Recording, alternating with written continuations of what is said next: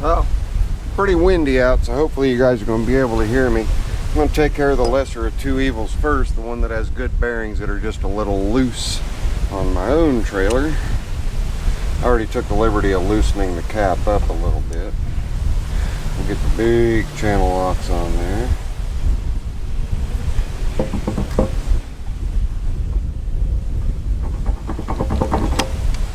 Ouch, don't you hate that when you're pinching and your finger's in the way? It's a moving. I need it to move more than what it's moving though. Fingers out of the way.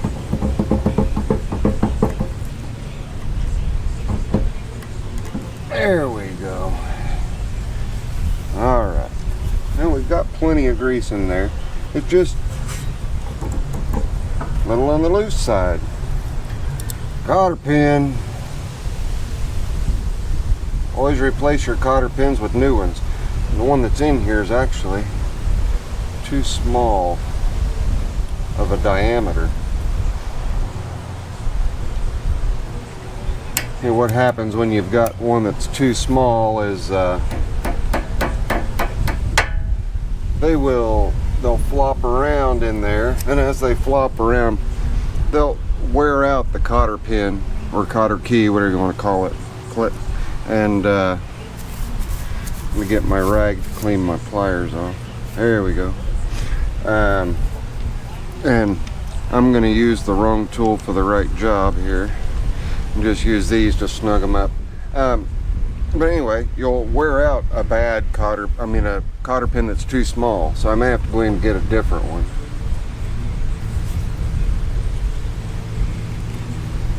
Pretty loose. A little bit tighter, just a little.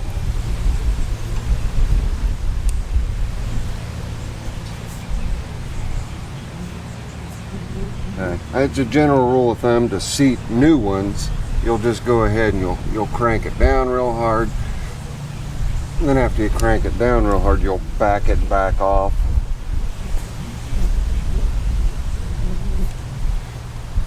But these have obviously already been seated, and they've been in there for quite some time. Alright, we're lined up. Let's see if one of these two cotter pins I brought are the right diameter. Looks like that one is. So, there we go. New cotter pins, guys. Always new cotter pins. If I didn't say it already, apologize for any wind noise.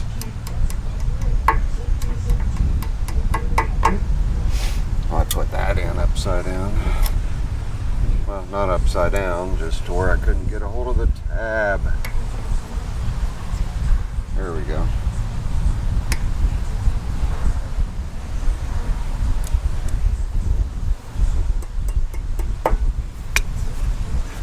Taken care of. Now, usually I put these on with a dead blow, but this is what I've got, so that I can make this part a quick one. Boy, that's a pretty heavy cap. There we go. The one on the other side's plastic. Alright, now it's onto the boat trailer. See if we can't get that wheel off, see what kind of shape the axle's in. Alright gang, hopefully again the wind is not too terrible. It came off easily.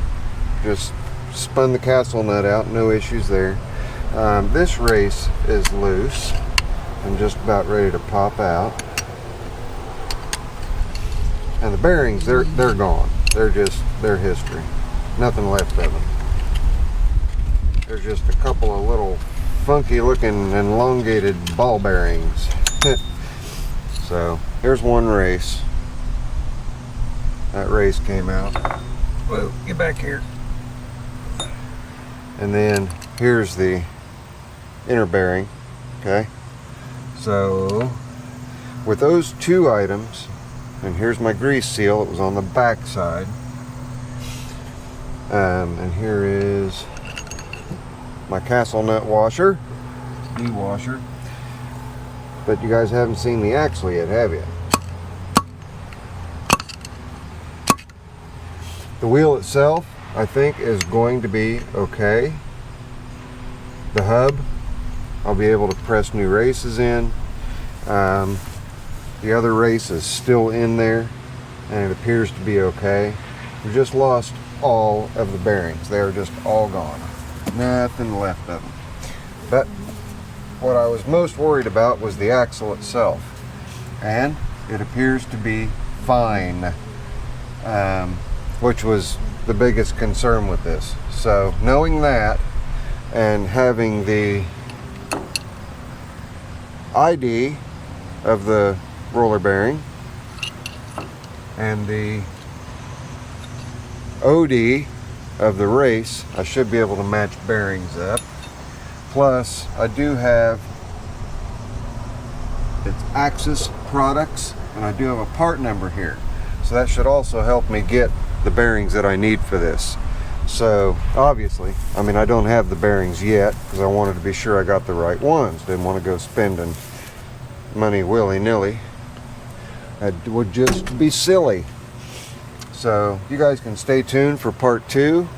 My trailer was pretty easy. I did discover my other wheel was a little bit loose too, so I tightened it down. But we've got this off. Everything looks good to keep moving forward and to not have to worry about replacing the entire Axis Products axle. So that is a good thing. And I'm kind of on a time crunch. We've got Labor Day coming up, and Mama Sue wants the boat serviced and able to get it in the water by the weekend. So Zippo's going to do his level best to get all that done. Excuse me for reaching in front of you. And hopefully I can get these bearings pretty readily. We'll see what happens. I'm not going to order them. I'm just going to take what I have here down to Applied Technologies, which is nearby me, and see if they can't match sizes up with the inner and outer races. Just fingers crossed. And the seal. The seal appears to be intact, but as far as the size on it, we really don't have it. So I'll take the wheel with me and we'll get a measurement on the inside of the hub where the grease seal. Get up here. Inside of the hub where the grease seal would go here. So we shall see. And I'm pretty sure there's going to be an outer seal as well, which was non-existent. The outer seal and inner seal just helps keep these watertight. Then you have your grease zerk right there that you can grease, and it'll come in and keep this area here nice and greased up. All right, I'm done. That's it. Friendly Neighborhood Zippo. Wait for part 2. I'll see you guys on the next one. Later. I'm out of here.